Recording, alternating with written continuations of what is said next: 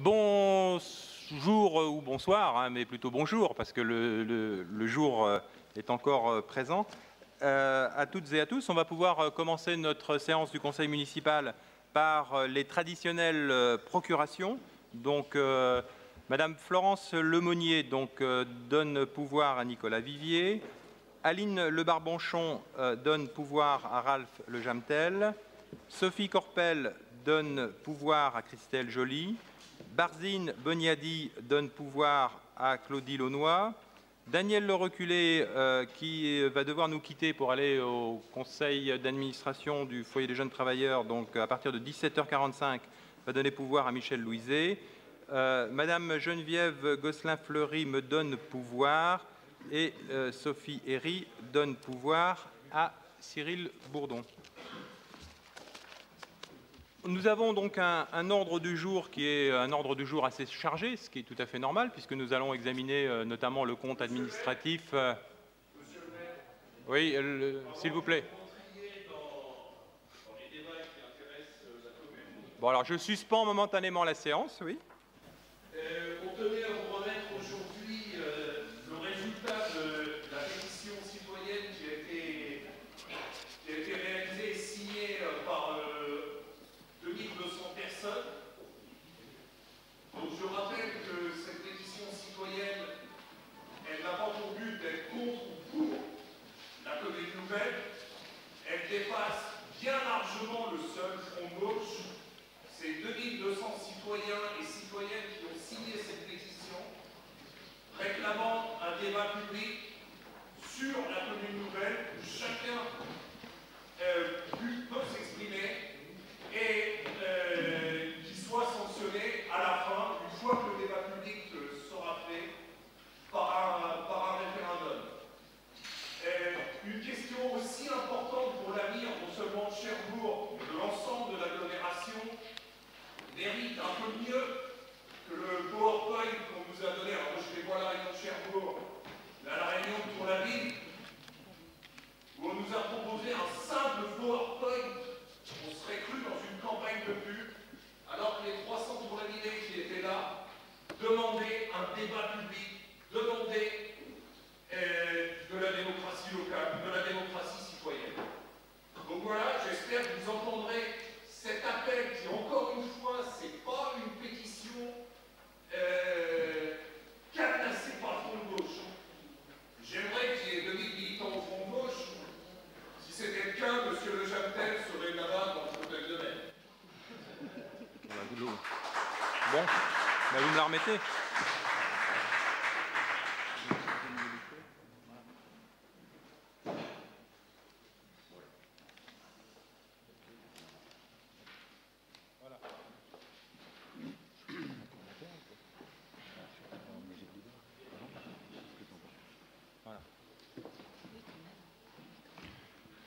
Cette question du référendum, c'est une question qui nous est posée dans toutes nos réunions publiques. Je peux vous dire une chose, le débat public, il a lieu parce que nous avons organisé une concertation qui est une concertation citoyenne.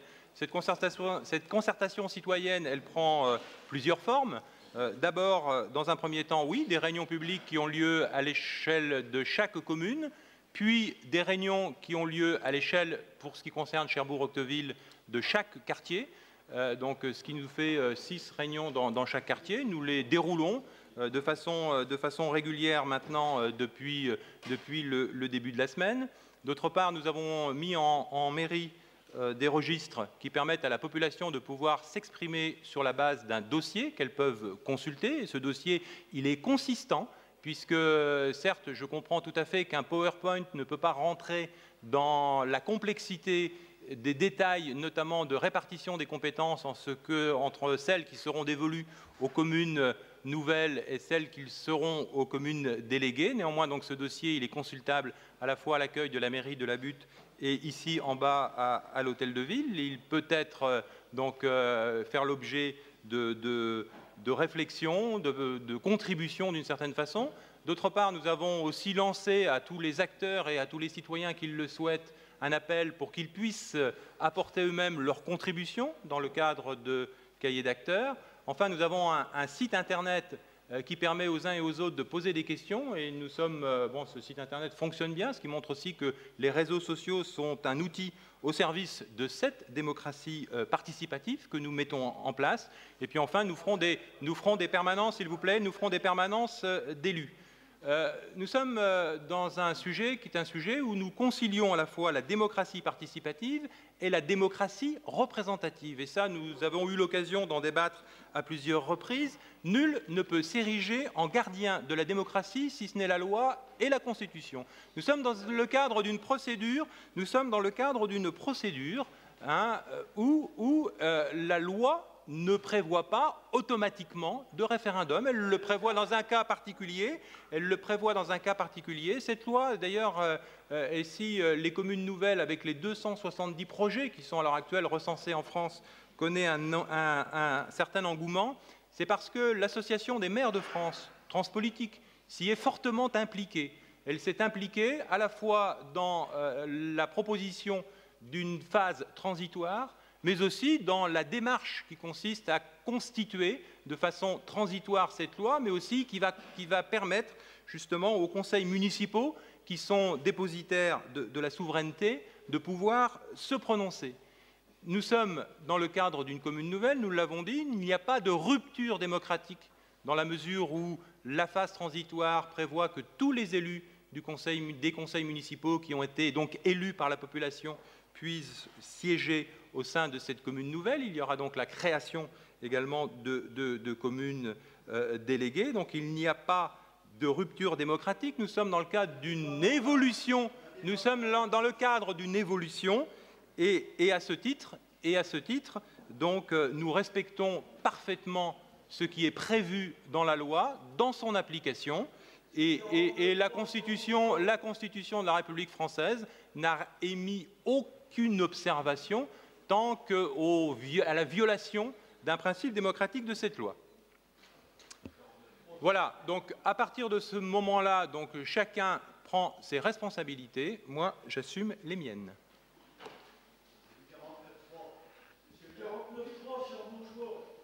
Voilà. Je vous la laisse également. Vous n'avez pas la parole, s'il vous plaît, monsieur. Il y a une demande de parole. Monsieur Bourdonnais, je vous donnerai la parole tout à l'heure, si vous le souhaitez, mais je ne souhaite pas faire un débat au-delà de vos remarques. Voilà. Bon. Non, monsieur, il y a des règles de fonctionnement. La démocratie, elle suppose qu'il y a des règles et que chacun les respecte. Donc je vous demande, monsieur Bourdonnais, de respecter ces règles de la démocratie dont vous vous targuez d'être le représentant. Donc la police de l'Assemblée, c'est le maire. Ce n'est pas de l'autoritarisme. C'est une façon. Je vous dis, monsieur Bourdonnais, que je vous donnerai la parole. Donc il n'en est pas. Je vous dis que je vous donnerai la parole, mais je vous donnerai la parole après que monsieur Marguerite puisse s'exprimer, puisqu'il l'a demandé avant vous. Monsieur Marguerite. Merci. Bien, je vous remercie, monsieur le maire, de me donner la parole. Je voudrais avoir quelques propos liminaires. Bon, je n'avais pas prévu spécifiquement de parler de la commune nouvelle. J'ai pu m'exprimer sur la question. Je voudrais simplement, puisque la question est évoquée, rappeler la position de notre groupe, celui du Cercle du Cotentin. C'est qu'en effet, sur le fond, nous avons pris nos responsabilités. C'est-à-dire qu'évidemment, nous sommes favorables à une évolution institutionnelle qui fera peser le Cotentin et l'agglomération de Cherbourg davantage en Normandie. En revanche, vous le savez, sur la méthode, nous avons une divergence et je voudrais en profiter pour la réaffirmer parce qu'en effet, les conseils municipaux n'ont pas eu mandat pour dissoudre leur commune. C'est la raison pour laquelle nous avons une vraie divergence sur la conception du référendum. J'entendais M. Linchenot dans les réunions publiques expliquer que le référendum, finalement, c'était un plébiscite, qu'il était lié à la personnalité de l'homme qui le pose. Mais moi, je trouve que le référendum, finalement, c'est quand même ce qu'il y a de plus simple pour savoir ce que pense le peuple. Et que dans ces réunions consultatives qui sont aujourd'hui menées, la difficulté, c'est que eh bien, vous allez avoir des doléances, vous allez avoir un certain nombre de remarques des uns et des autres, mais qu'allez-vous faire, monsieur le maire, concrètement le 6, le 7 septembre, si dans les réunions publiques il ressort qu'une majorité de nos concitoyens se révèle être contre. Sauf que ce n'est pas la majorité forcément de nos concitoyens, parce que ces réunions consultatives, et c'est toute la limite de la démocratie participative, ne permettent pas vraiment de savoir ce que pense le peuple. Et la meilleure façon de savoir ce que pense le peuple, c'est de lui demander. Et dans la tradition gaulliste qui est la mienne, vous comprendrez que j'appuie vraiment sur la logique du référendum. Vous avez dit tout à l'heure que la loi ne le prévoit pas, ne prévoit pas le référendum. C'est tout à fait exact, la loi sur la commune nouvelle ne prévoit pas le référendum si les conseils municipaux sont favorables. En revanche, rien n'empêche dans le Code général des collectivités territoriales de consulter le peuple sur d'autres aspects. Et on pouvait en effet lui donner la parole sur cette question. Et je le dis d'avance, nous aurions pris nos responsabilités. J'aurais fait campagne, peut-être avec vous, pour appeler à voter oui. Mais je pense que c'était la meilleure solution, que ce référendum, nous aurons l'occasion d'en parler avec le président Benoît Rivet, avec qui nous dialoguons sur cette question, j'insiste sur ce point, parce que nous devons dépasser les clivages partisans. En effet, avec certains, moi, le Cercle du Cotentin a des points d'accord, parce que sur la méthode, en effet, moi, je rejoins ce qui peut être dit sur d'autres bancs de cette Assemblée. Mais sur le fond, en revanche, nous pouvons prendre nos responsabilités, et je pense que c'était la meilleure solution pour éviter les crispations qui se font aujourd'hui dans les réunions publiques. Nous avons des retours, nous avons quelques outrances ici ou là, de part et d'autre. Je pense en particulier au discours que peut tenir M. Linchneau dans ces réunions, qui sont parfaitement caricaturaux. Il parle de ses amis trotskistes en particulier. Bon, je trouve que c'est un petit peu dérangeant. Écoutez, voilà, je reviens sur les propos. Monsieur Linchneau n'étant pas là, profitez d'une prochaine réunion publique pour dialoguer avec lui. Je ne manquerai pas de le faire. Et je sais que c'est quelqu'un de très ouvert et que j'apprécie beaucoup. Tout à fait. Monsieur Bourdonnais, je vous avais promis de mais je n'ai pas terminé les propos liminaires que je voulais tenir. Alors, rapidement, j'avais deux questions d'actualité à vous poser, monsieur le maire. La première concerne les travaux sur la passerelle. Je n'ai pas du tout l'intention de refaire le match et de refaire le débat qui a animé nos assemblées au mois de novembre et au mois de décembre sur la question de la passerelle. Et nous avons pris nos responsabilités, nous assumons le vote qui a été le nôtre, le vote contre, résolument contre, qui a été le nôtre sur cette passerelle et le gaspillage de l'argent public qu'il représente. Néanmoins, nous voudrions avoir un point sur les travaux, puisque nous avions voté une délibération qui parlait de deux premiers lots. Un lot 1 qui devait commencer entre le 7 avril et le 22 avril, et un deuxième lot sur les structures métalliques entre le 9 mars et le 16 novembre. Nous voudrions savoir si ces travaux n'ont pas pris de retard, et nous aimerions aussi, monsieur le maire, puisque nous avons voté des délibérations avec un surcoût phénoménal sur la question de la passerelle, 931 000 € pour chacune de nos collectivités, la ville de Cherbourg et la communauté urbaine, nous aimerions aujourd'hui, avant l'été, que vous preniez l'engagement devant cette Assemblée et donc devant tous les Cherbourgeois octevillais qu'il n'y aura aucun dépassement supplémentaire quant au coût qui y a été fixé. Et ma deuxième question, monsieur le maire, concerne la tollship. Est-ce que, voilà, on peut avoir parfois le sentiment qu'il y a un flottement dans le cap qui est celui de la majorité. Est-ce qu'il y a un enthousiasme de la ville sur cette question ? Qu'en est-il précisément? Quel est le budget prévisionnel? Comment faire en sorte que cet événement, s'il a lieu, soit un événement aussi qui associe l'ensemble des forces vives de notre collectivité, les commerçants en particulier? Quelles en seraient les retombées? Puisque pour se prononcer sur l'opportunité de l'événement, il faut aussi que nous puissions avoir des informations, son coût, ses retombées potentielles, et quel est votre cap sur cette question? Okay. Je vous remercie, monsieur le maire. Je répondrai à ces deux autres points, mais je pense qu'on va continuer, donc, mais pour laisser la parole à monsieur Bourdonnais. Donc vous l'avez sollicité, donc je vous donne la parole pour que vous puissiez vous exprimer. Simplement, je peux rappeler qu'en 1999, il y avait ouais. Donc nos concitoyens s'interrogent. Nous étions dans une fusion. Simplement, c'était une question pourquoi il était possible et légitime en 1999, ne l'est-il pas aujourd'hui? À l'époque, la question du référendum faisait l'unanimité dans les partis politiques et dans les conseils municipaux, y compris chez les maires. Tout à fait. Aujourd'hui, nous sommes venus pour remettre un peu plus de 1200 signatures que nous avons recueillies samedi à une poignée de militants aux 4 points de l'agglomération. Tout à fait. Au-delà de ces 2200 signatures, nous savons pertinemment qu'il y a un certain nombre de personnes qui ont signé notre démarche se prononcent pour la commune nouvelle.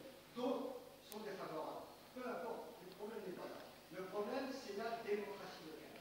Les gens ne comprennent pas, majoritairement, croyez-moi, ne comprennent pas qu'une telle décision se fasse aux Françaises, un petit peu comme au plan national où on a 149 fois il y a quelques temps. Ici, localement, maintenant, on sort le bazooka. Disons-le. Non, non, non, non. Non, non. Je veux m'adresser aux élus ici présents, leur dire que, bien au-delà des clivages politiques, au mois de septembre, vous aurez une décision grave à prendre. Vous aurez, les uns et les autres, à vous justifier auprès de vos familles, auprès de vos collègues de travail, dans votre environnement. Croyez-moi, les gens savent que la question est importante, que la question va impliquer la vie quotidienne de nos concitoyens. Ce n'est pas une petite décision. Franchement, écoutons la voix de la sagesse et donnons la parole à notre citoyen. Alors, on va... Je vous propose un mot de réponse. On ne va pas refaire le débat. Donc, je le disais tout à l'heure, on a 16 réunions publiques. Cette question, elle est abordée dans chaque réunion publique. On en a, M. Bourdonnais, longuement encore discuté avant-hier avec vous, à Octeville-Bourg. Pour vous dire tout simplement que nous ne sommes pas, et on vous l'a déjà dit, dans la même configuration que 1999. Nous ne sommes pas dans le cadre d'une fusion. Nous sommes dans le cadre d'une création d'une commune nouvelle et de communes déléguées. Et la preuve, c'est que la loi prévoyait que nous allions, au niveau de la communauté urbaine, mutualiser un certain nombre de compétences. Et dans le cadre de cette mutualisation de compétences, de par la loi, nous n'aurions bien évidemment même pas fait, sans doute, ou peu de concertation ou d'activation de cette démocratie participative. Nous avons choisi de le faire parce que oui, il faut consulter, il faut concerter avec la population, et ça, nous en sommes d'accord, et c'est pourquoi, et je l'ai dit tout à l'heure, nous avons mis en place donc tout un processus. Il y a des questions sur lesquelles le référendum n'est pas automatiquement la démarche la plus appropriée, sur des raisons complexes. On en a discuté, notamment, et c'est la position de M. Linchenot, avec ses mots, avec sa conviction et avec son enthousiasme. Pour paraphraser le général de Gaulle, je dirais qu'en ce qui me concerne, ce n'est pas non plus à mon âge, j'ai passé le cap des 57 ans, que je vais commencer une carrière de dictateur. Je suis, moi, profondément respectueux de cette démocratie locale. Et cette démocratie locale, la preuve, la commune nouvelle va nous permettre de l'étendre, puisque la loi prévoit que dans les communes qui dépassent les 80 000 habitants, il y aura des conseils de quartier. Eh bien, pour moi, les conseils de quartier, c'est aussi l'expression de la démocratie locale, de la concertation, de la consultation, de la coproduction, et on aura des exemples tout à l'heure, et de la codécision. Voilà, en ce qui me concerne, donc, ma position. Je prends, moi, mes responsabilités. Je prends mes responsabilités. Je prends mes responsabilités. Vous prenez les vôtres, je prends les miennes. Eh bien, on en reparlera. Écoutez, je n'ai pas de leçon de démocratie à recevoir de vous. Je sais très bien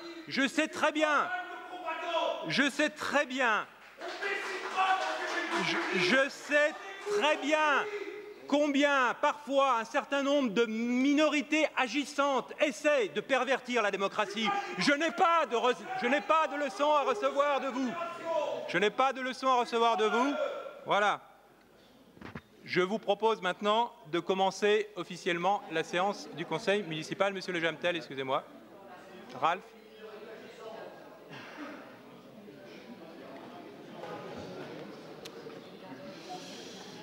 Bon, ça commence. Monsieur Le Jamtel. Oui, merci. Monsieur Le Jamtel, vous avez la parole. Merci. J'ai trouvé dans... faut que je retrouve.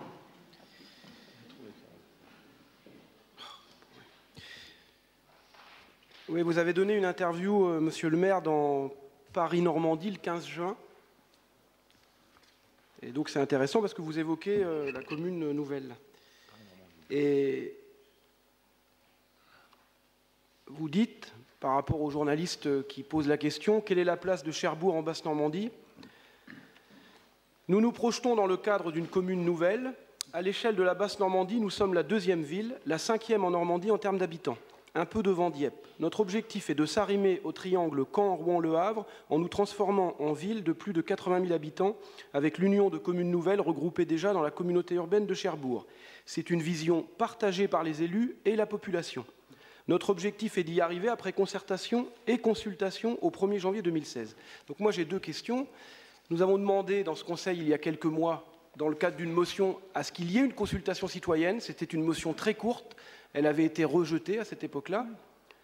Mais j'aimerais savoir, quand avez-vous pu mesurer qu'il y avait une adhésion de la population, puisque vous parlez de projets partagés par les élus et la population, à quel moment avez-vous pu le mesurer? D'autre part, lorsque vous évoquez une concertation et une consultation, on n'est plus dans le débat concertation ou consultation, puisque vous dites à ce journaliste de Paris-Normandie consultation et concertation.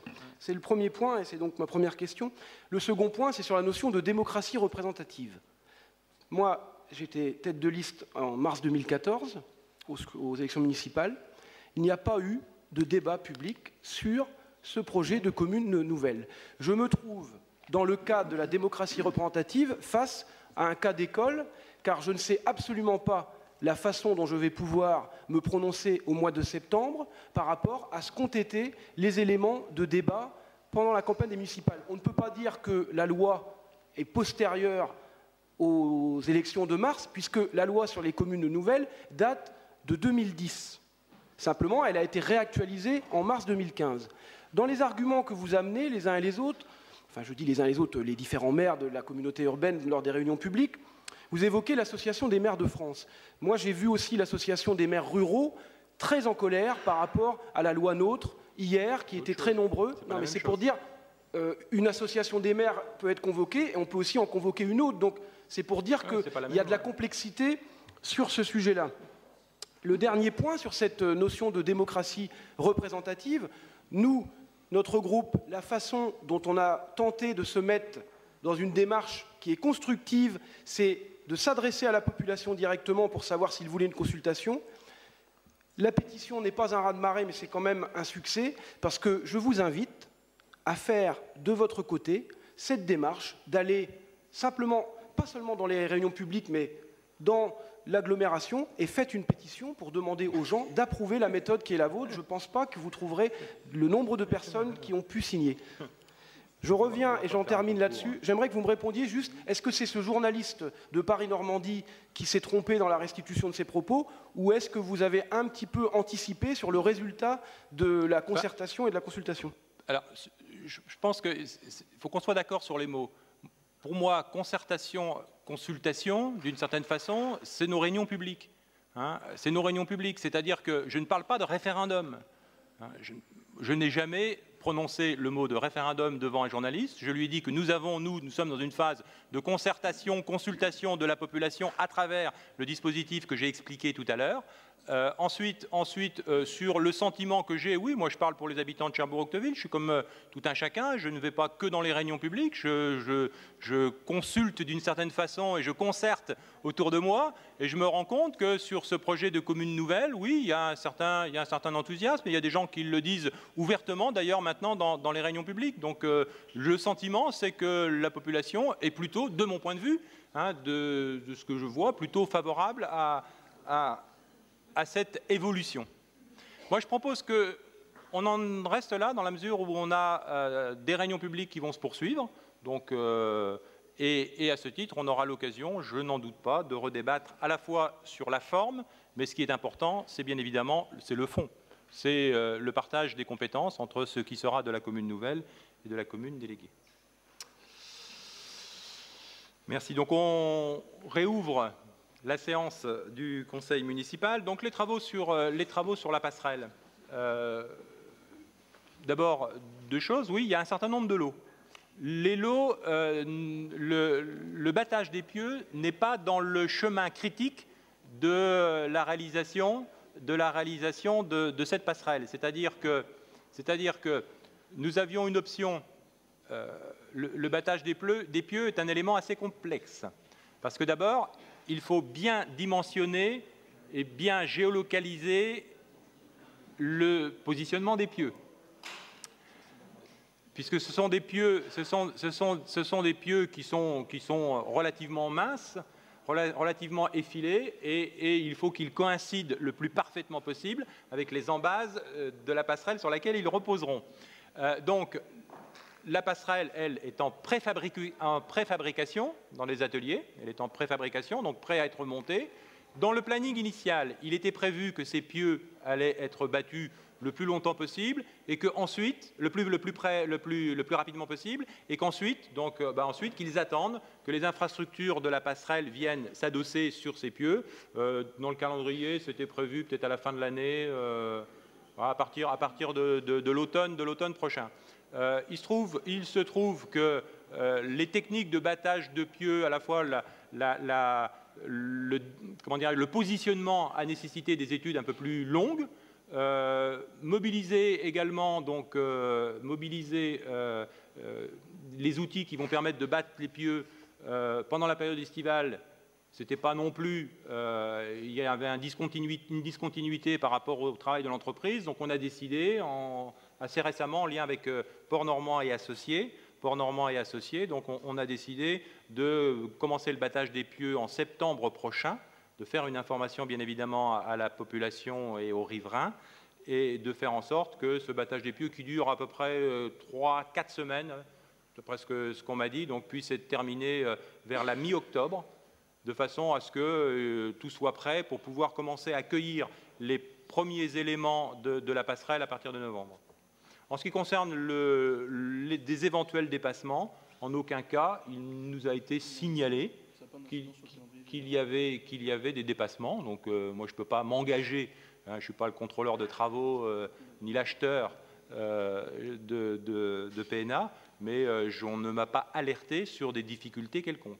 Et ensuite, donc, le fait de battre les pieux, soit en cette période ou attendre la rentrée pour le faire, n'a aucune incidence sur le calendrier de mise d'ouverture de cet équipement qui est attendu aussi par les Cherbourgeois. On le voit bien, nous étions la semaine dernière sur le quai de l'entrepôt pour cette belle manifestation dont je tiens d'ailleurs à remercier les organisateurs et la Chambre de commerce et d'industrie qui a mis en relief notre potentiel maritime et plus particulièrement donc, tous les aspects qui concernent la pêche, la valorisation et la transformation des produits de la mer en lien avec le département et la région. Eh bien, nous étions, nous, sur le quai de l'entrepôt et nous constations que, bien oui, il nous manquait un chaînon entre ce nouveau quartier des Éléis et le cœur historique et ce quai Alexandre III, dont je ne doute pas nous serons amenés à reparler dans quelques instants. En ce qui concerne la tollship, il n'y aura pas de tollship en 2018. Je peux vous le dire très clairement.